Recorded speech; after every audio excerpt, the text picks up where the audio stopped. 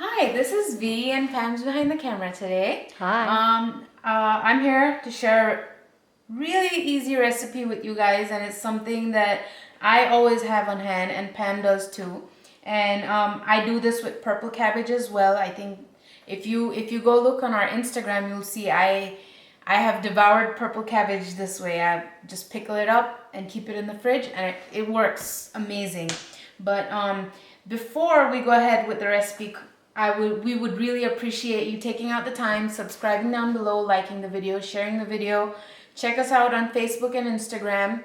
We post everything we eat in a day on Instagram, and we are giving you our videos so that you can try these recipes out. So I have over here, I have some purple onions. You can do this with any onion, the white ones, the sweeter ones, whichever ones. I tend to like to do it with the purple ones. They just look pretty. And I have two of it sliced up. You can slice it circular, but I think this is easy, and it kind of goes with everything this way.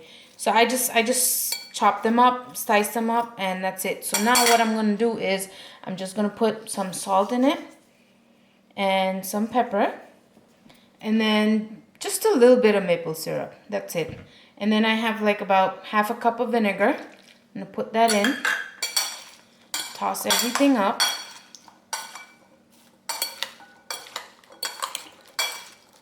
And I'm just gonna put this in a container and let it sit in the fridge. And it doesn't really go bad. It stays good. You'll be out of it before it gets a chance to go bad. It goes good on every single thing. It goes good on anything. I've tried it on Indian recipes. I've tried it on Pam's tried it on several other recipes, and it goes good. It's like the perfect amount of tang when you need it over anything. But yeah, it's super easy, and you can do it with like I said before, you can do it with purple cabbage. It's really delicious. I put this on top of the burrito bowls that I have on Friday nights. I just put a few on the top, and it just adds a little bit of depth of flavor. You can put this on just about anything. Yeah. I put it on chana masala. I put it on the dals I make, and it just gives it an extra layer of flavor. That's all. And with the vinegar and the onions sitting in the vinegar, the onions are not as strong as as they are when you cut them. But try this recipe out.